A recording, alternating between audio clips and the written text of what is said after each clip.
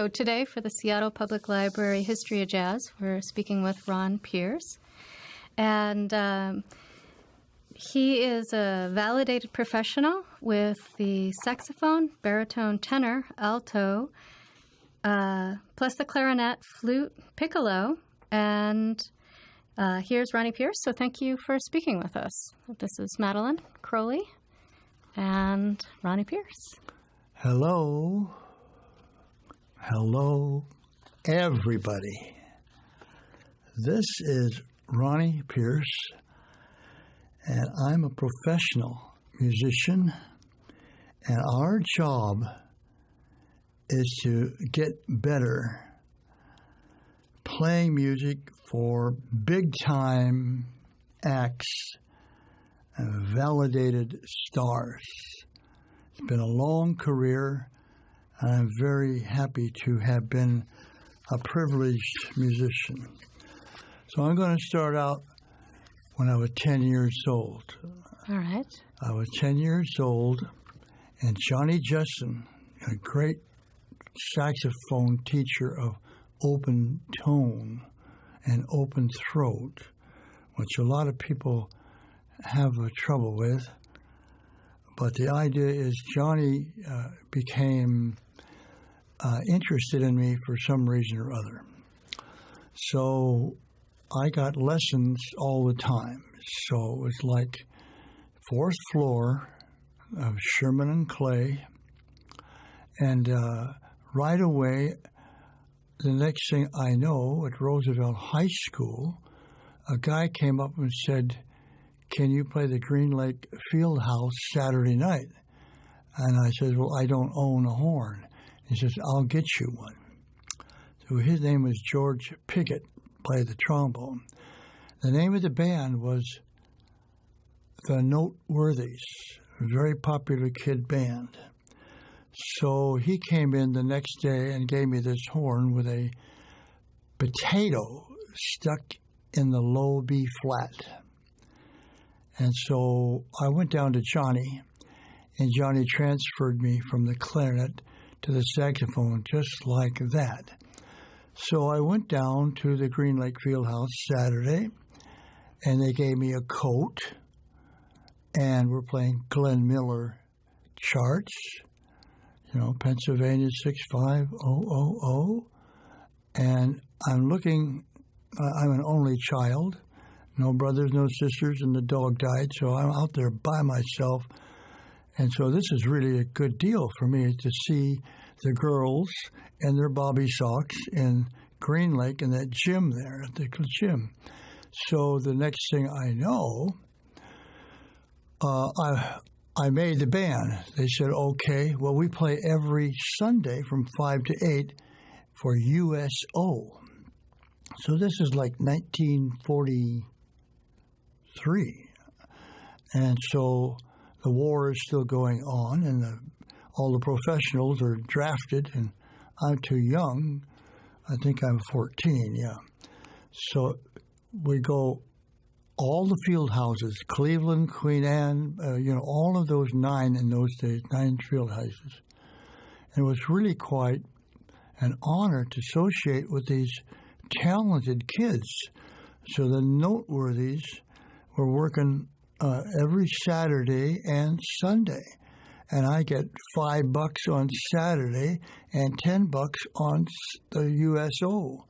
And so I looked at life differently, because I was on the side of a cliff with no connection with the society, shall we say. No stores, no nothing. And I looked at Lake Washington. I was looking at Lake Washington. So you were essentially on your own, and at 14 you were earning your way as a musician already. I was on my own right off, because my mother left and went to New York and married a sailor, and when I was 9. Oh. So I didn't really have any connection of this or that, or no input or nothing. I was just out there. I don't know how I did what I've done. Yeah. And but because of Johnny Justin, he saw something in me that, I would have no knowledge of. So he became my father. He's the teacher that taught you the open tone? Yeah. And can you tell kids who might not yet know what open tone is, what that is and how that works? Well, it's totally relaxation. And that's using your ear. It's a listening art. And you have to get your diaphragm and your muscles and everything in place for it to work. And I know a lot of people studied from Johnny, but they didn't. I took lessons for 6 years. I took lessons for lots of years, but it took me 6 years of him saying exactly the same thing about tone. And finally, I got it. I went, oh, my God. I was walking with my shoulders back down 4th Avenue, 4th and Olive, and I said, I got it. And so I've got it. and do you remember what he used to say about how...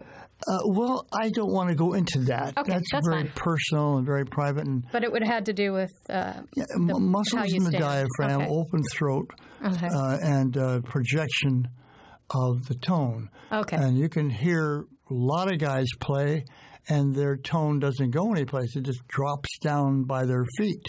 But my tone goes straight ahead, and after about 12 feet, it opens up and just goes 500 feet. Yeah. So I can reach natural tone for a balcony of audience, and they can hear. So it's just a different thing hard to explain because most people don't have it. Right.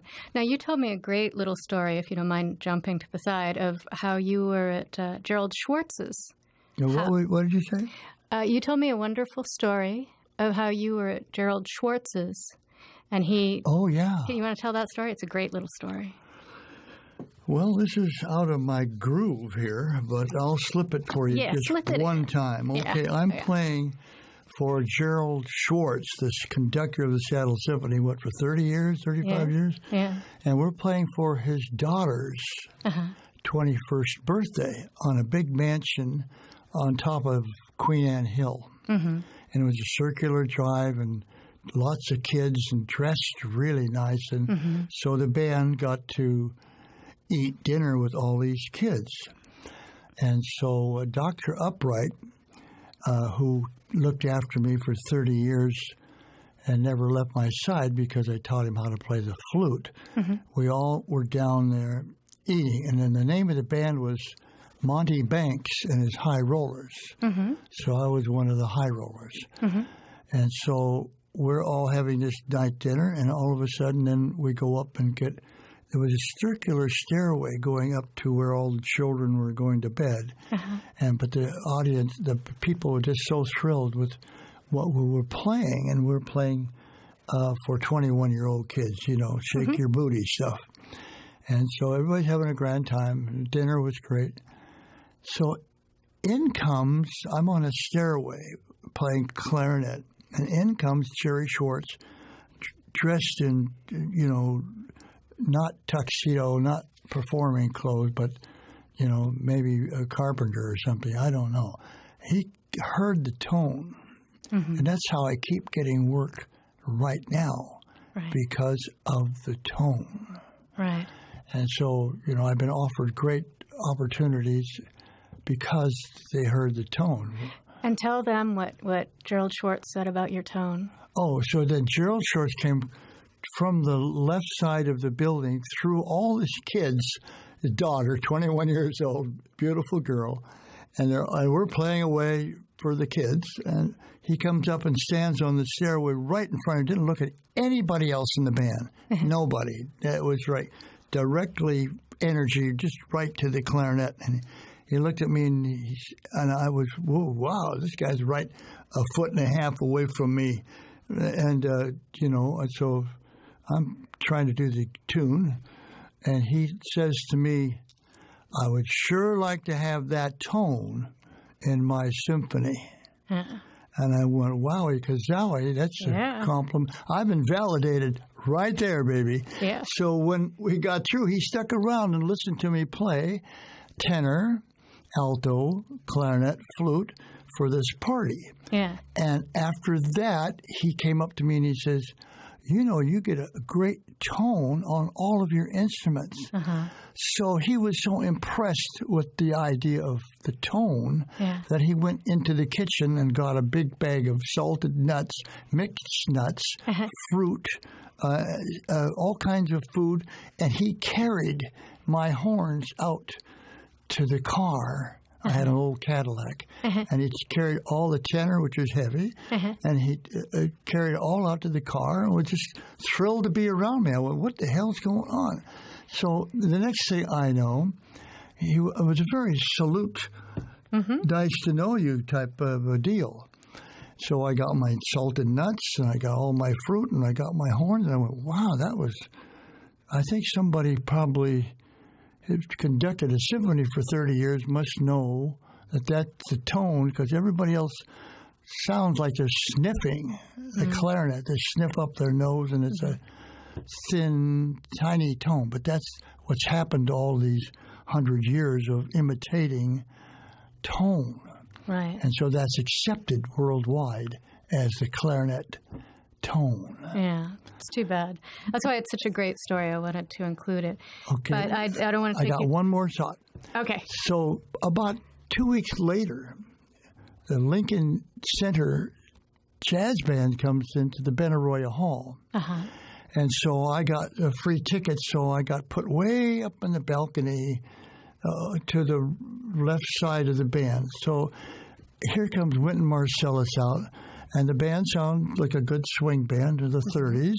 And then he stopped the band, and who comes in was Gerald Schwartz, dressed in his tuxedo, his beautiful wife, and he comes and sits right next to me in this balcony. And he says, hi, Ronnie, how are you? And I went, wow, what's going on? And he says, so then Wynton Marsalis stopped the band and started playing...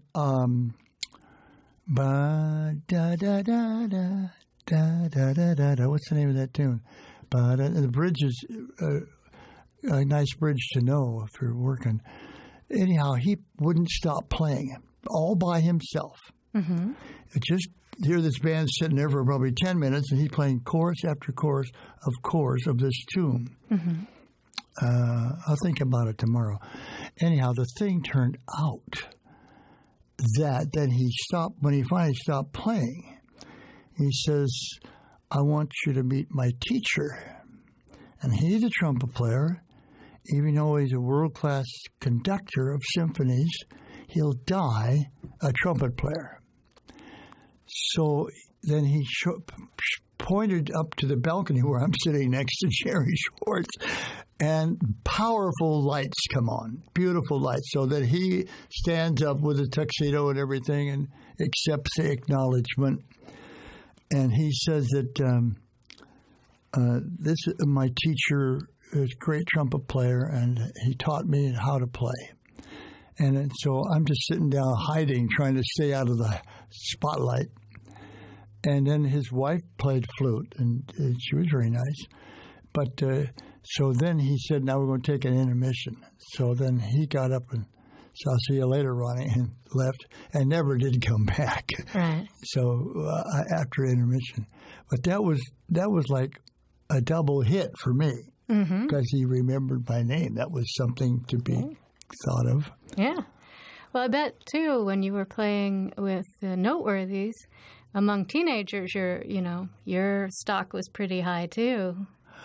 Well, you know what happened there is that the Noteworthies were a kid band, very popular, and was all the young kids. Well, I get a call from a guy named Bumps Blackwell. And so now I'm playing in two bands, and I'm the only white guy in Bumps Blackwell's band. I don't know how that happened, but I guess they needed a lead alto player. So I was very impressed with the band. Ray Charles was in the band. Buddy Catwell's in the band. Buddy Catlett? Yeah. And I taught him how to play the clarinet and saxophone. But he left. Everybody left Seattle. That they never came back. Right. And so Ray Charles, and I got a little upset with him because I'm playing baritone at 5 saxes up at the Washington Social Club. And I could get in there free to hear Lester Young or Wardell Gray. I could hear all that because the cop was black, and he always let me in free. And I'm only 15. I think I'm 14 still. So I'm playing in 2 bands. Things are just taking off for me. I don't know why, but it must have been the tone. Yeah. So that happened with Ernestine Anderson. Her and me were the same age. I'm 88. And I'm in Key West, Florida. I've been playing. I guess I came back. I guess she went over the hill, something like that. Yeah. Sadly, she's not with us. Yeah. So it was Ernestine sat right in front of me, and then Buddy on third alto. I'm playing lead alto, and then Quincy Jones sat right up in back of me, and we studied from the same teacher up on 14th and Yesler. Yeah, I'm going to ask you about that in a minute. Yeah, and so, but the guy teaching didn't understand how to teach trumpet. And so I think Quincy had a couple of aneurysms because he wasn't blowing correctly, But anyhow, I got really upset with Ray Charles. I'm way at the end of the line, and they had all these stocks, like almost a half a foot, 6 inches of stocks across the grand piano. So he was to my right over there, and so every rehearsal, like the Nortworthys never rehearsed. We just showed up. But Bumps Blackwell rehearsed all the time. Right. And he was a good booker. He had work. Yeah. So this is the guy who I backed Billie Holiday with when I was 14. And so what happened was Bumps was a natural booker. He was thought he was Lionel Hampton, and played vibes. But I looked over, I'm playing baritone and jazz clarinet, but every day I got number 409 out. I got it out. There it is. I'm ready to play. But I look over there, and I didn't know that Ray Charles was blind. But I got upset because I got my tune out. Why didn't he open up his tune and look at it? But he never did. The music just stayed right there. And so it's a listening art. He played the tunes just probably better than the stock, Yeah. But do you mind talking a little bit about Billie Holiday? What you remember about that? Well, Billie Holiday was quite a trip. Anyhow, we were at the Metropolitan Theater, which was in the back of the Olympic Hotel. It was a big professional theater. I saw Barrett's of Whipple Street there by Brianna Hearn, and I could get in. And so what happened was, now I'm playing lead alto, not baritone, now on the band. And now I'm at the Metropolitan Theater, which is a theater, people sitting down and staring at you. Right. She came out with her orchid in her hair and everything, but she didn't look to the right where the saxophone section was. She didn't look left. She didn't look right or left. She looked straight ahead at the audience. Just probably nailed her eyeballs. And only sang, and there was very few people there. So she came out business-wise terrific, did 6 tunes, and left. And so that was it. But we were filmed. I was filmed in a great big huge camera coming down the aisle, a big huge bright light, and it came right to me first. And then it went over to Billie Holiday. So that's on Quincy Jones's Listen Up. The documentary you were talking about. The documentary, yeah, Listen Up. So that was pretty good. But the next time the documentary came out, it was on DVD, and he wanted to be the big guy in the world, so he cut me down to about 5 seconds. And Billie Holiday, how could you cut Billie Holiday down to 5 seconds? So you'd have to look really quick on the DVD. But the movie is okay. You can see us. Okay. So anyhow, what happened was then she came back. And on 7th and Union, there was a ballroom, old-fashioned ballroom called the Eagles Auditorium. Yes. So Bumps and me, there. I think my mouthpiece and neck is in Paul de Barris's book. People would call me up, and I wouldn't worry about it. I didn't know that you had to market yourself. I didn't know anything like that. I would just thought I'd just show up. So that's what I did. But here, they built a lower stage from the old-fashioned stage, and then Bumps' band were there, and it's all black audience, total 100% for a dance. And then from my right comes Billie Holiday, steps off of the old stage onto the new stage and then down to the saxophone section. And there was a microphone, and she was loose as a goose, very happy, and dressed, more informal. And everybody just loved her. They cheered, and then we danced. So we were playing swing dance, swing ballroom music and dancing. And I was just like so impressed with her because she had a good time. Yeah. Well, it was interesting that you got to see her in two very different environments, one where she was pretty formal and one where she felt relaxed. It was definitely interesting. It was like, wow, that was a very transitional thing to see that, and I thought, wow. So I remember that. Yeah. What a great memory. Thank you for sharing it.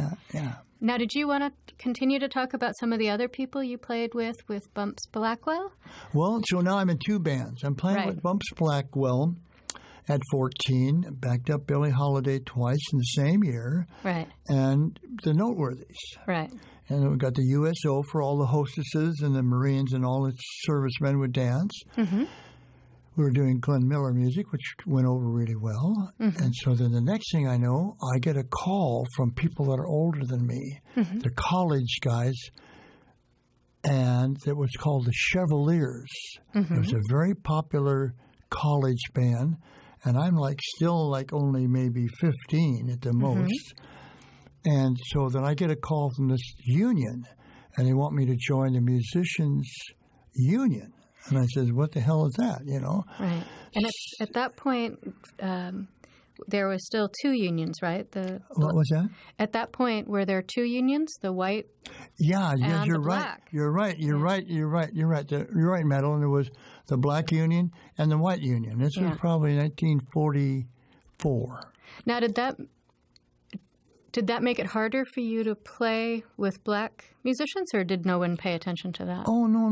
There was none of that thing about race. Nothing. It was all love because we were playing music. Okay. That's what we were there for. That's what we wanted, and we loved each other. I went and played several gigs with Ray Charles. I think he was sitting next to me in a 1936 Plymouth, and we almost got killed because it was we're in some big park, and it was a 4th of July gig, and it rained out.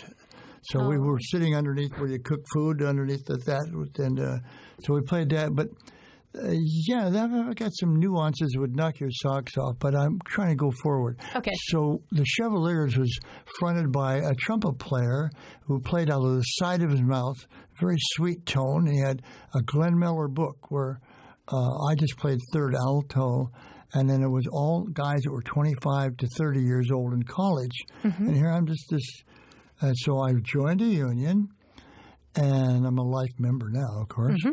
And then Stanton Patty was his name. And his father was the president of a college in Alaska.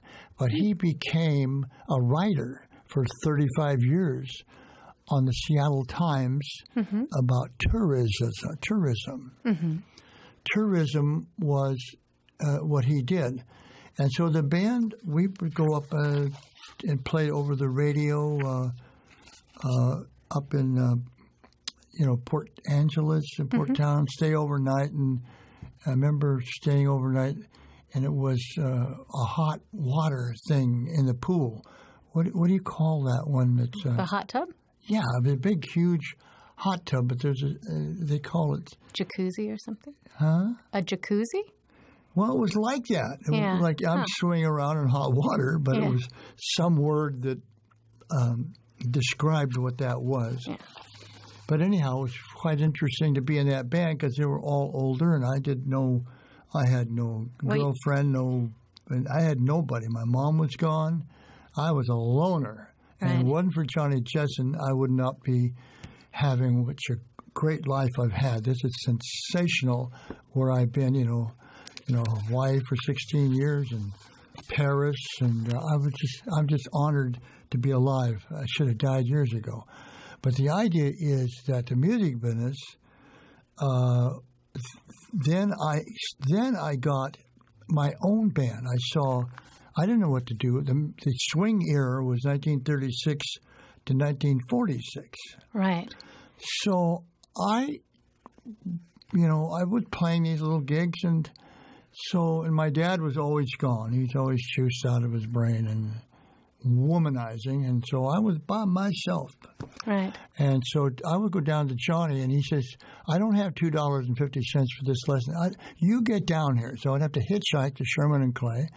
And then he realized I never paid him a cent after that. He would take me to his home at Christmas and Thanksgiving. He would introduce me to all of his family. I would become part of Johnny Jetson's family. Yeah. And so he taught me how to eat health food.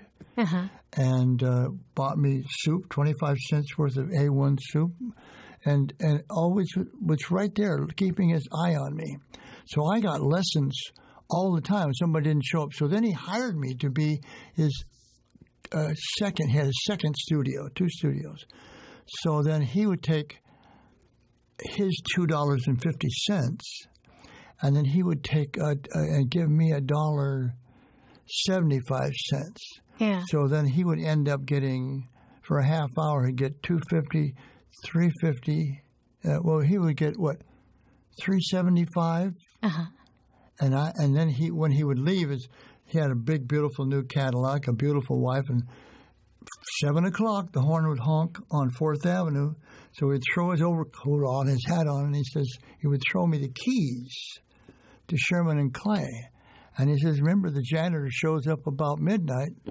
And I said, okay. So I had a chance to practice 7 days a week. So I practiced 7 hours a day for 3 years. Yeah. And it brought me up it brought me way up. So now I'm playing saxophone. In those days, they didn't have FedEx But so anyhow, thank you, dear.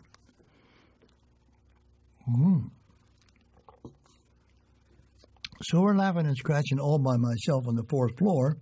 So I taught his overflow.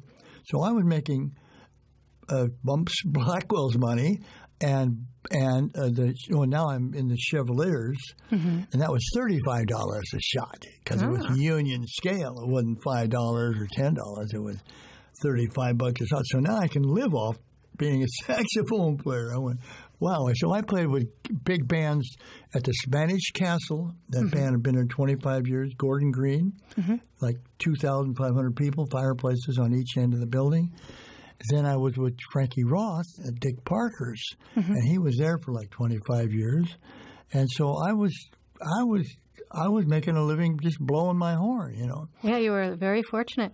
Can you, because the Spanish Castle doesn't exist except in history books, can you tell people a little bit like what that venue was like to play?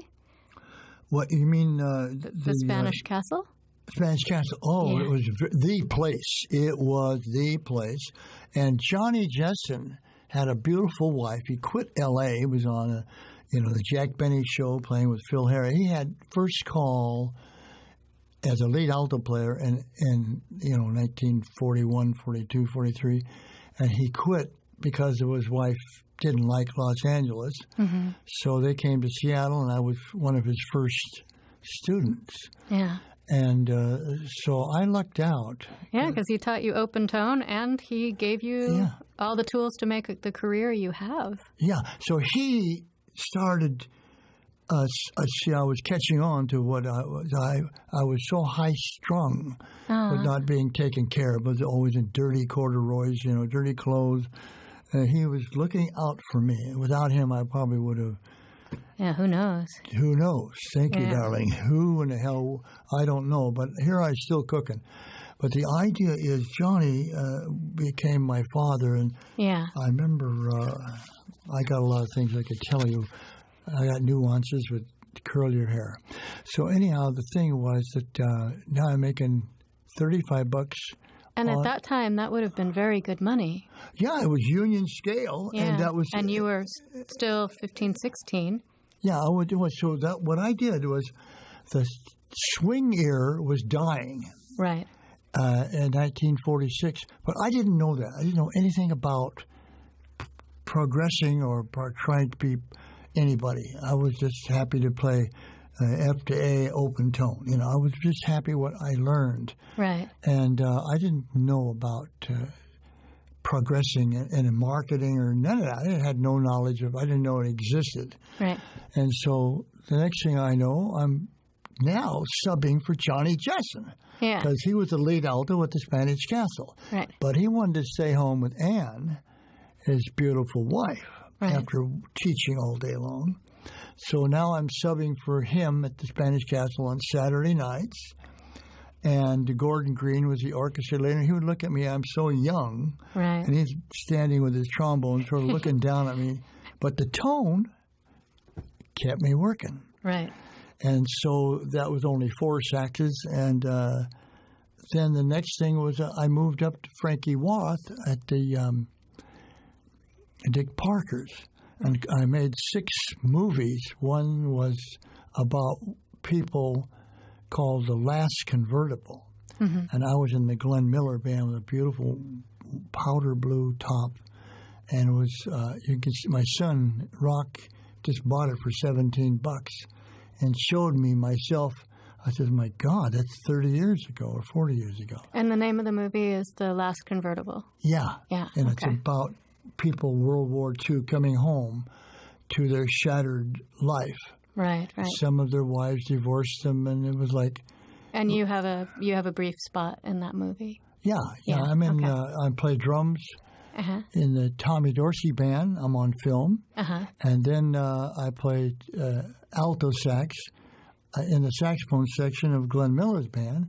And then the guy heard my tone, who was the producer of Paramount Studios, and he says, you know, I need you to help me in L.A. because I play movie stars' homes, and big, big money. And he says, I played violin. His name was, his dad wrote a song called Zagonia.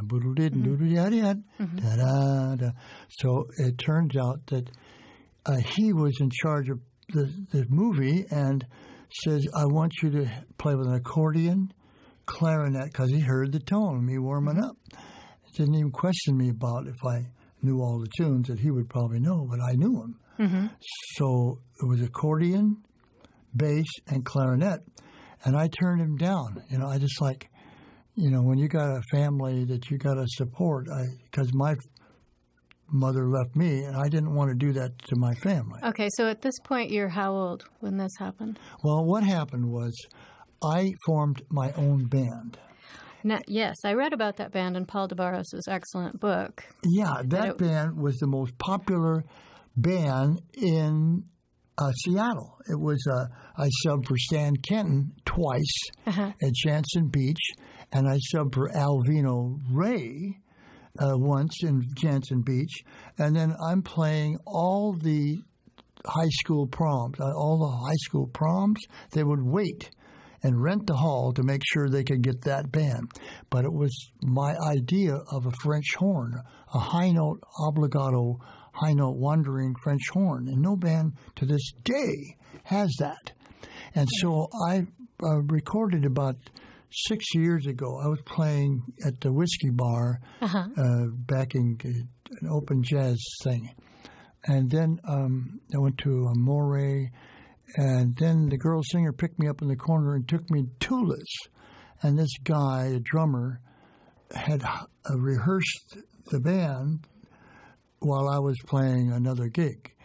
And so I walked in and got a complete ovation from the audience. It was jam-packed. So Jim Wilkie recorded that band, and I couldn't get the tape I wanted to hear, but I finally got it after about 6 years of hassling this guy who did that. Okay. I didn't, yeah. So I'm kind of lost. Like, we were talking about the very progressive band that you did in 1946. Yes. And Jim Wilkie recorded that? Yes. Okay. But he recorded it in probably 5 years from now? Backwards. I mean, 2011? Yeah, about that. Okay. Yeah, about 210. Okay. And so, So tell us a little bit about that band, because Paul's book says that was really one of the most progressive and interesting bands in Seattle. It was.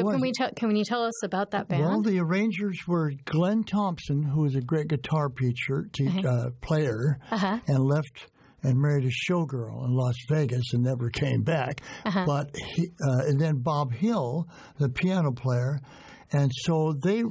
In those days, they would write me in, if I played Laura, they'd write me in for about 8 measures. So, and I had no knowledge of what I was doing. None. I didn't know anything about business. I didn't own a car. I'm packing music stands on a bus. It was just like crazy. So the next time I'm playing at the old Civic Auditorium with an all-city high school. So there's like 5,000 kids, even every high school maybe at least had, 1,000 kids, Franklin and Cleveland and Roosevelt and Lincoln and all those, they all had an all-city PTA dance. So I'm with my 20-piece band, and but all the great players wanted to play in that band. Freddie Greenwell, Dave Tuttle, all Jimmy Shavinko out of L.A., all those guys wanted to play that music. Right. And what was that band called? Ronnie Pierce and his orchestra. Okay, good. I thought, how can they steal my name? Hell with them. So the idea was, then I'm playing with a beautiful black I got a black suit on today. What is it? Double-breasted. Only it's a gabardine. And I'm standing in, they made an extra stage that was lower, because I remember playing Hank Williams and called Minnie Pearl, was called Grand Ole Opry, and they had all these stars. But anyhow, that was another subject. Yeah. My band was so popular that for 1 year it was the most modern band. So all these other bands were like Mickey Mouse band, 3 tenors playing la-di-da-di-da, but no high spirit. And the book right to this day, as soon as I get back in Key West, I'm going to spend money on the best musicians in town and record it and put it out as an album, because the music is timeless. Right. It's not cheesy. It's not corny. It's not stylized. And because of that French horn, I had 6 saxophones. Right. Nobody had that. Then 5 trumpets. And Jay Thomas's father played lead trumpet in that band, Marvin. And so they all wanted to just be in the band. Right. And Freddie Greenwell played with every name band in America.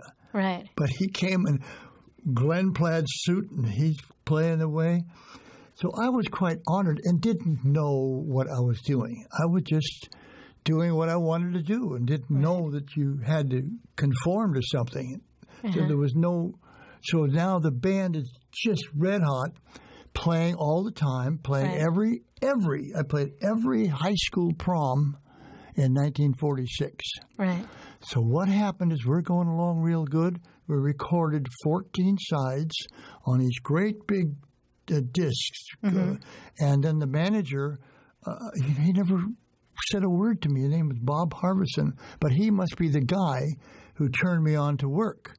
So he was so interested in the band that he took those 14 discs back to Sonora Records in Chicago. And now we're signing on a union contract with Sonora Records, and all the guys that were in the band, they just wanted to play that music. Right. And so, I'm just dinging along, trying to grow up. Now I must be 17. Wow. 17 years old, and I've got my own band, totally the most successful band. Okay, everything's going great. In Chicago, Bob Harvison calls me up and says, guess what? And I says, what?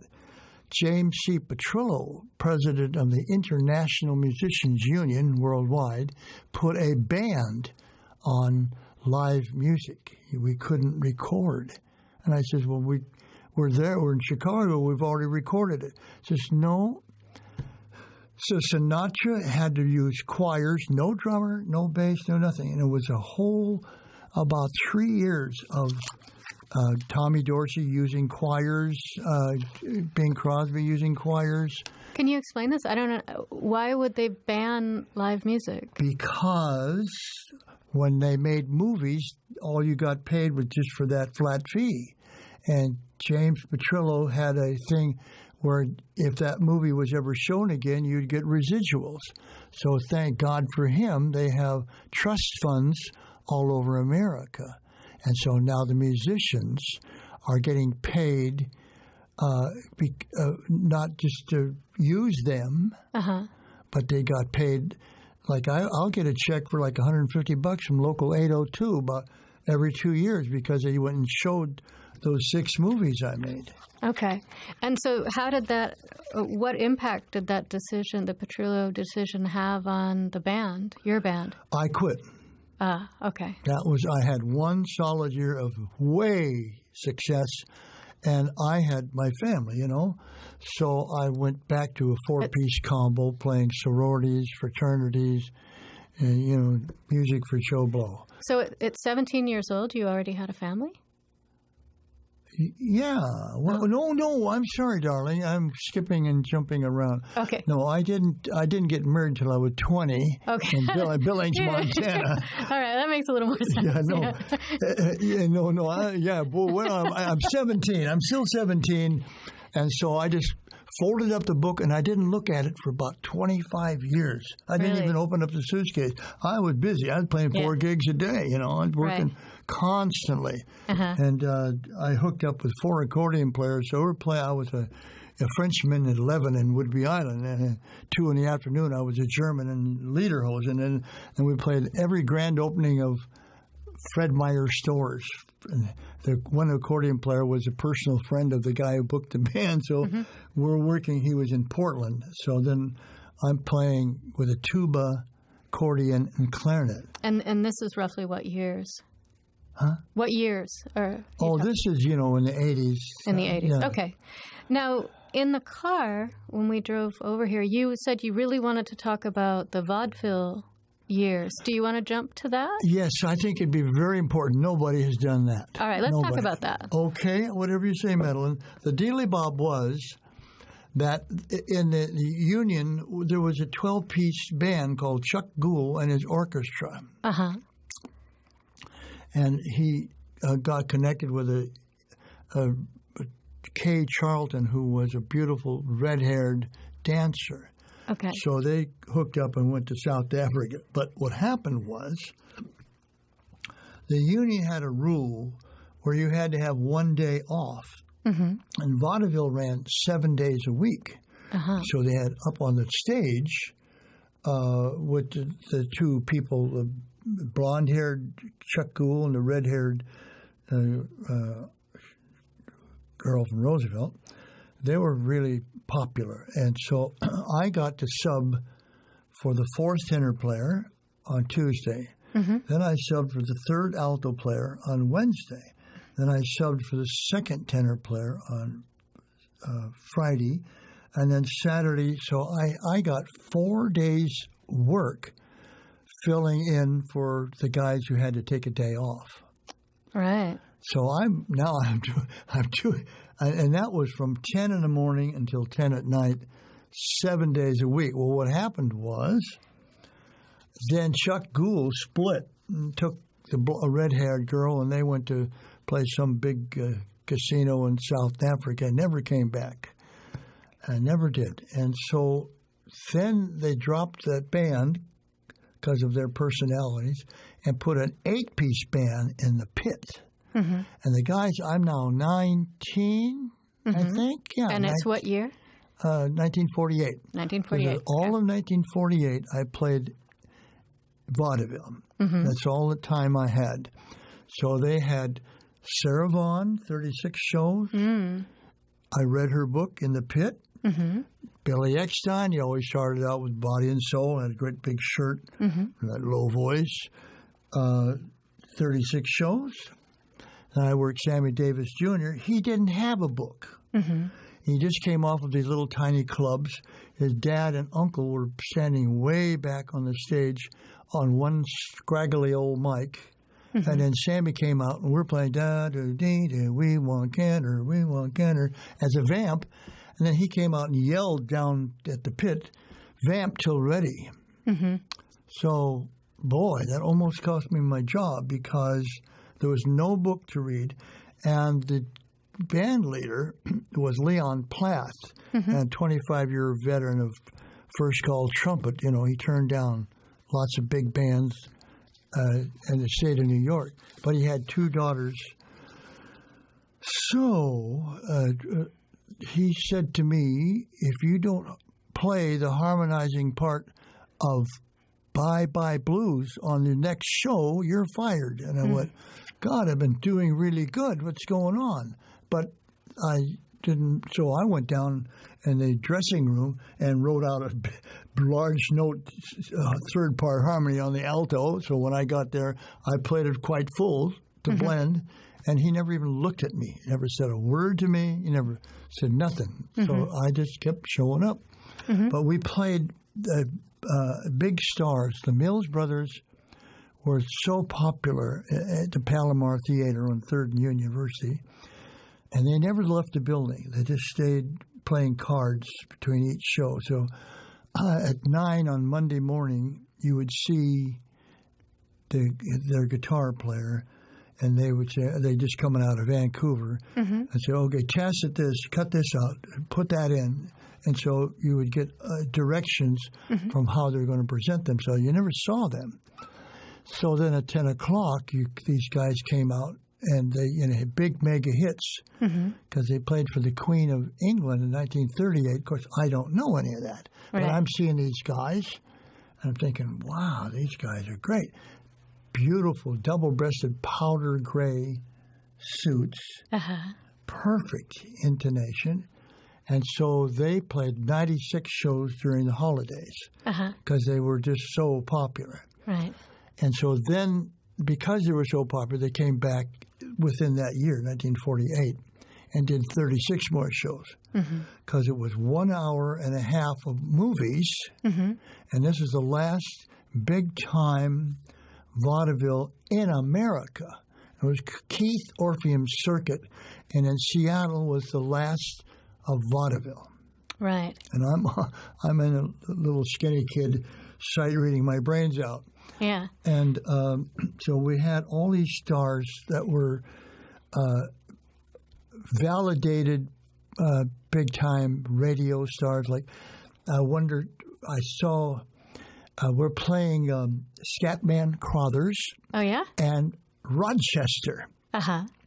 So we're playing, and so Scatman Crothers come out, and we're 8 guys looking up at all these cats, 7 days a week. Only I had to hire somebody to get out of the union's trouble. And so here Scatman comes out, and he's got a little ukulele and a suit. The greatest looking zoot suit you would ever want to see in your life. Big high lapels, tight cuffs, and it was just, I think it was bright powder blue.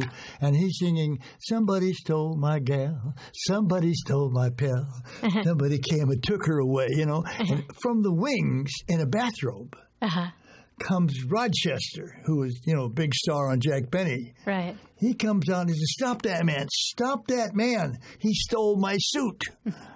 So they get out there and they have a dialogue. And so now we're cooking because they start tap dancing. And I look through the bathrobe and here Rochester's knees were all taped up. He was a veteran vaudeville star.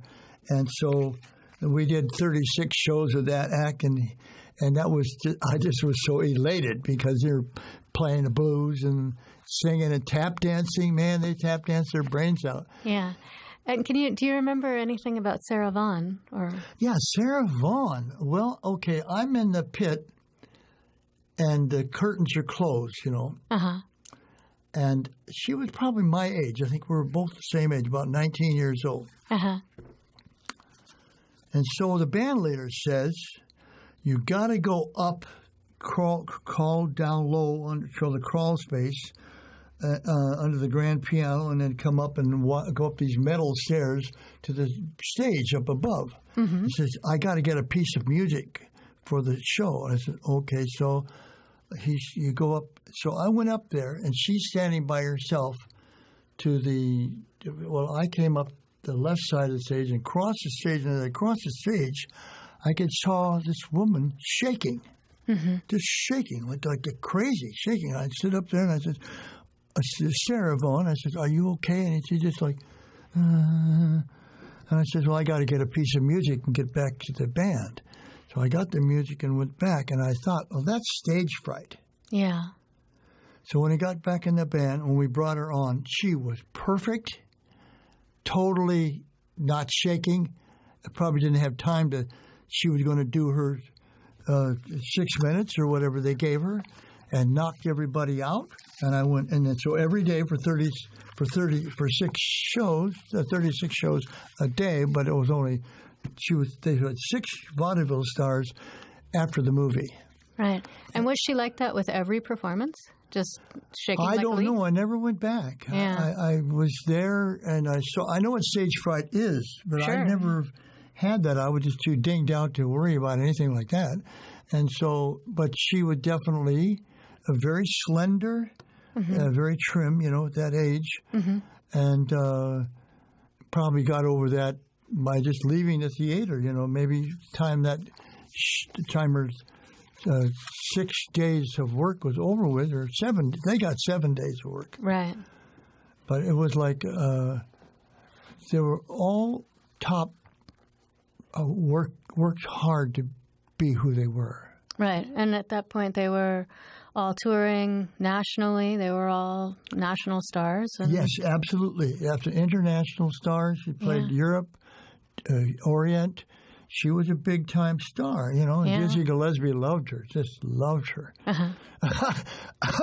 I got a story about Dizzy. Oh, yeah? Let's hear it. The club called Marvin Thomas, my friend, Jay's father, bought this club called Parnell's. It was in Pioneer Square, and it's sort of a, Davenport setup, because I took lots of guys down there, because he gave me, I had a big, beautiful old Cadillac, 63 Cadillac, white leather, powder blue leather, and it's the same age as John F. Kennedy's Cadillac. So I go to the airport, and I pick up all these stars, and then I could get in free. So I go out there and pick up Dizzy. Okay.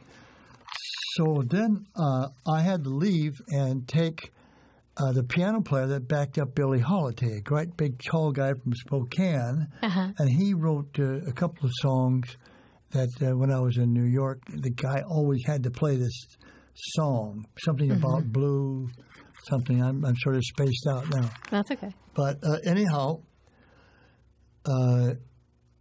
he was a big star piano player. So he was playing Jazz Alley out on the Ave, where I talked to Teddy Wilson, and he said he liked Buddy Catlett. He would hire him.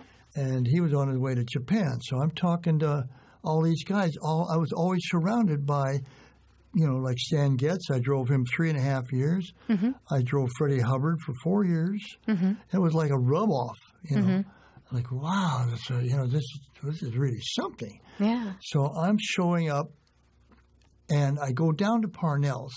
So it was Ernestine Anderson. There was an intermission. Ernestine Anderson and Dizzy are just talking to each other like gangbusters. Dizzy's right into Ernestine, and she's trying to keep up with Dizzy. And so it was Dizzy's birthday. Uh-huh. So this piano player, very famous, tall guy, got on. I stood by him because I was driving him. Uh-huh. So he stood up on the stage, which there's nobody on the stage, but he looked down where these two in the audience where they sat.